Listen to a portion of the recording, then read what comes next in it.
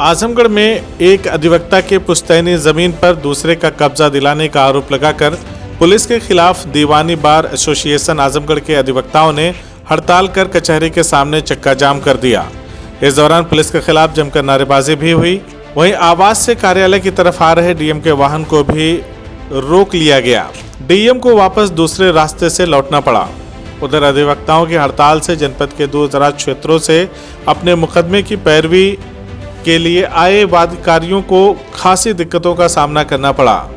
दीवानी bar association के अध्यक्ष रामप्यारे सिंह ने बताया कि सिविल कोर्ट के अधिवक्ता देवेंद्र राम की तहबरपुर थाना क्षेत्र में पुश्तैनी जमीन है। उसी जमीन पर स्थानीय थाना पुलिस ने दूसरे की मंडई को जबरन रखवा दिया।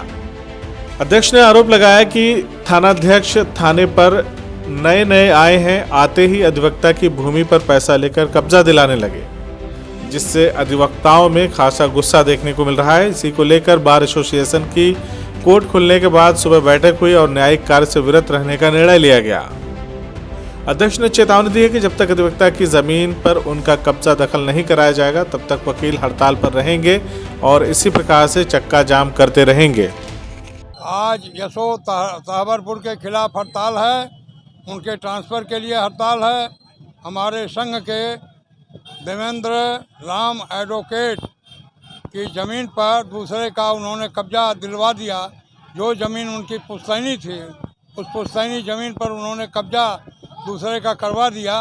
और हमारी वार्ता हुई यशो महोदय से कि आप अभी चार्ज लिए हैं और आप आते ही जो है कब्जा करवा रहे हैं दूसरे की ज़मीन पर, वो भी अधिवक्ता की ज़मीन पर दूसरे की मंडई रखवा दिए, उसका कब्जा करवा दिए। और कहने के बावजूद भी आप कह रहे हैं कि हम इसको हटवाएं कि नहीं। तो दूसरे की ज़मीन पर कब्जा करा रहे हैं पैसा दे करके। इसी के खिलाफ में उनके ट्रांसफ़र के लिए हड़ताल है।